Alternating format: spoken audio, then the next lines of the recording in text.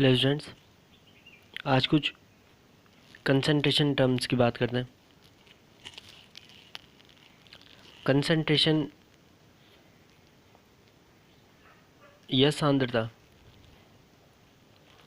Concentration या सांद्रता ये बताती है पदार्थ की मात्रा को, पदार्थ की मात्रा। और पदार्थ की मात्रा किसमें? विलयन में। ठीक है, कितना हमारे पास विलायक है, कितना हमारे पास विलय है, उसकी मात्रा बताता है कौन? सांद्रता। ठीक है, तो इसके लिए अलग अलग पद आते हैं। मतलब किसी सांद्रता को या किसी पदार्थ की मात्रा को हम अलग अलग पदों में दिखा सकते हैं। तो पहला आता है इसमें द्रव्यमान प्रतिशत। द्रव्यमान प्रतिशत है घटक का द्रव्यमान प्रतिशत बराबर घटक का द्रव्यमान बटे विलयन का कुल द्रव्यमान गुणा 100। मतलब कि इसका एक एग्जांपल देखते हैं। हमने क्या किया, 100 ग्राम पानी, 100 ग्राम पानी लिया। ठीक है, उसमें हमने घोल दी 10 ग्राम चीनी। तो अब हम क्या बोल सकते हैं कि 100 ग्राम पानी में 10 ग्राम चीनी घुली हुई है। तो विलयन का कुल भार है हमारे पास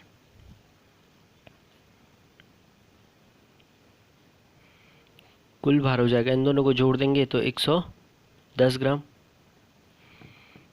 ठीक है, अब मैं बोलूँ कि इस 110 ग्राम के कुल विलयन में पानी का प्रतिशत कितना है, पानी कितने परसेंटेज में है। तो परसेंटेज कैसे निकालेंगे? 100 घटक का भार बटे विलयन का भार गुणा गए 100। ठीक है, यहाँ से पानी का परसेंटेज आ जाएगा। वैसे ही चीनी का परसेंटेज अगर जो निकालना होगा तो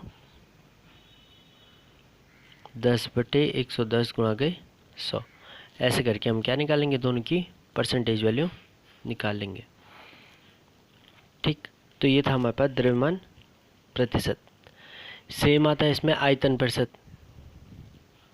यहाँ पे हम आयतन की प्रतिशत मात्रा निकालते हैं। फॉर्मूला सेम है, घटक का आयतन प्रतिशत बराबर घटक का द्रव्य आयतन बटे विलयन का कुल आयतन गुणा 100। जैसे हमारे पास क्या है वही इस समय आसान से लेते हैं। 95 ml हमारे पास पानी है, हमने इसमें मिला दिया 5 ml अल्कोहल। ठीक है, तो ये टोटल वॉल्यूम हो गया सॉल्यूशन का कितना, 95 धन 5। हमने क्या किया, 5 ml को मिलाया 95 ml में, तो ये हो जाएगा 100 ml।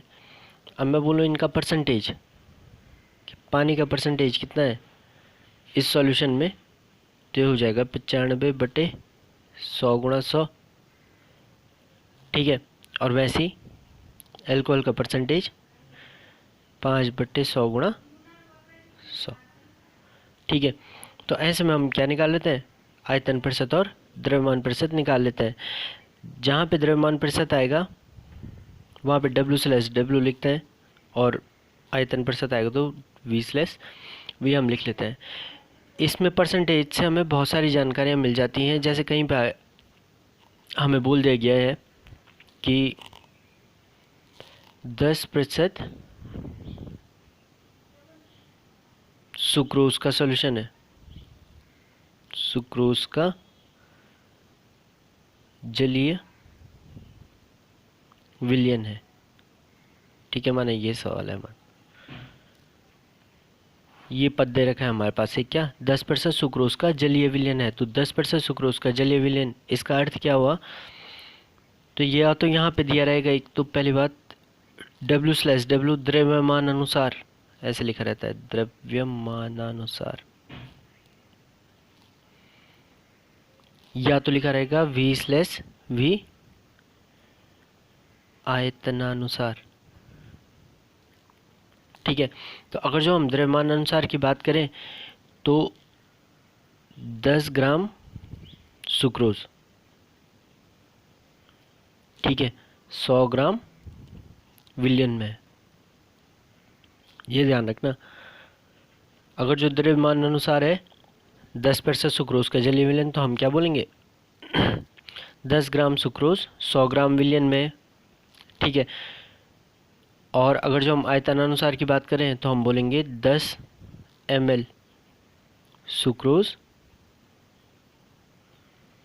100 ml विलयन में, ठीक है। तो ऐसे में हमें क्या पता चल जाता है, इसमें विलेय और विलायक की मात्रा का भी पता चल जाता है, ठीक हो गया। तो ये थोड़ा बेसिक कॉन्सेप्ट था इसका। अगला आता है इसमें द्रव्यमान आयतन प्रतिशत।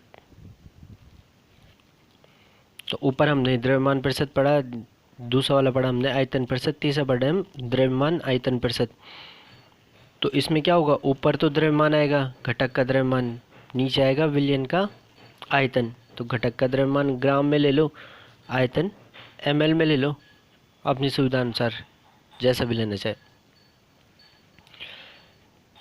तो यहाँ से इसकी परसेंटेज वैल्यू आ जाएगी। तो मैं जैसे इसी 10% को अगर जो ऐसे लिखूँ W/V, मतलब द्रव्यमान आयतन प्रतिशत के रूप में लिखूँ ना, तो ये हो जाएगा 10 ग्राम सुक्रोज 100 ml विलयन में उपस्थित है, 100 ml विलयन में उपस्थित है, ठीक है। तो ऐसे में हम चीज़ों को निकाल लेते हैं। लास्ट वाले की यूनिट भी आएगी ग्राम पर ml,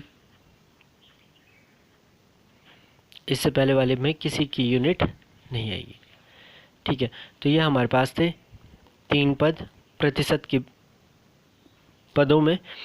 पहला द्रव्यमान प्रतिशत W/W, आयतन प्रतिशत V/V और द्रव्यमान आयतन प्रतिशत W/V।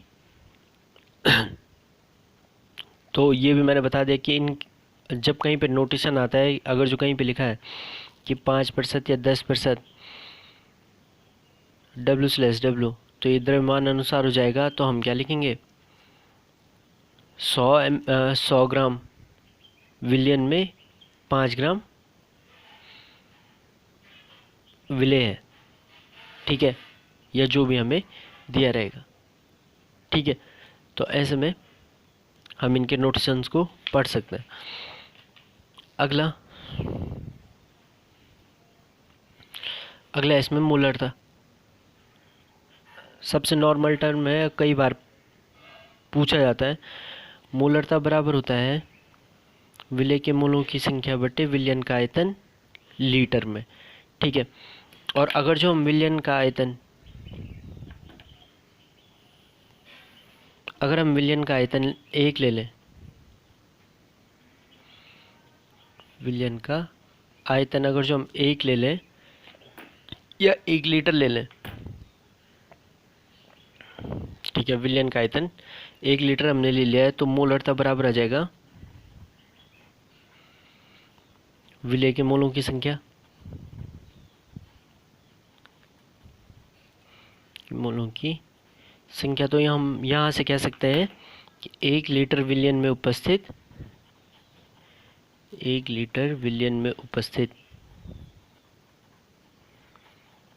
विलेय के मोलों की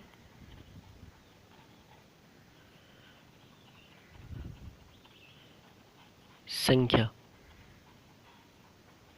मोलरता कहलाती है, ठीक है। और इसकी यूनिट हो जाएगी क्या, मोलों की संख्या को हम दिखाते हैं मोल से, और विलयन का आयतन किस में है, लीटर में है, तो मोल पर लीटर, ठीक है। या ऐसे भी लिख सकते हैं मोल लीटर इनवर्स, ठीक है। तो ये इसकी यूनिट हो गई, ठीक। मोलों की संख्या कैसे निकालते हैं पदार्थ के, तो विलेय के मोलों की संख्या बराबर विलेय का भार, विलेय का भार बटे विलेय का अणुभार,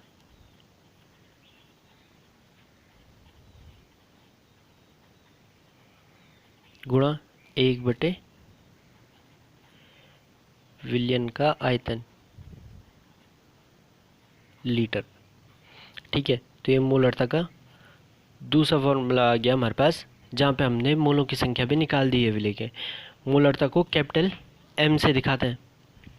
ठीक, दूसरा मोललता जैसा आता है सेम मोललता, पहला वाला मोलरता था, दूसरा आता है मोललता, इसे इंग्लिश में बोलते हैं मोलैलिटी।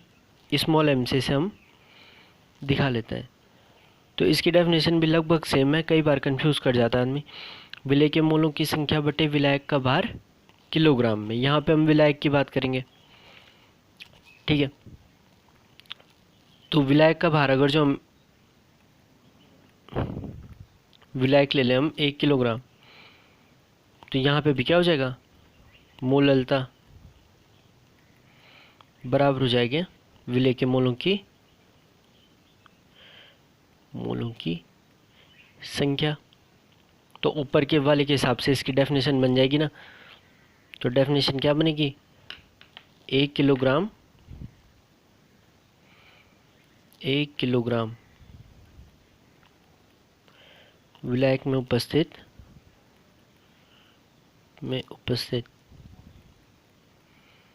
विलय के मोलों की संख्या।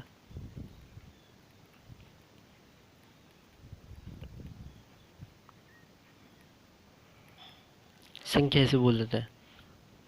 ठीक है, इसकी यूनिट आ जाएगी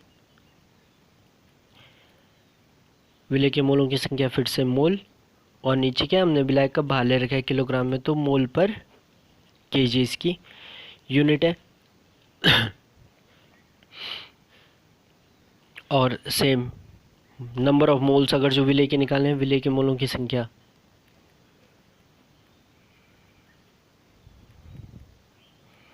ये बराबर हो जाएगा किसके, विलय का भार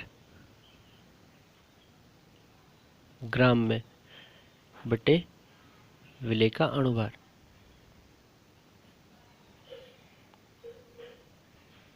ठीक है, तो इसको फॉर्मूले को यहाँ रख देंगे तो मॉडिफाई ये फॉर्मूला हो जाएगा। ठीक, तो 2 टर्म आ गए, मोलरता और मोललता। तीसरा टर्म आता है यहाँ पे नॉर्मलता, नॉर्मेलिटी, कैपिटल एन से इसे दिखाते हैं। ये ध्यान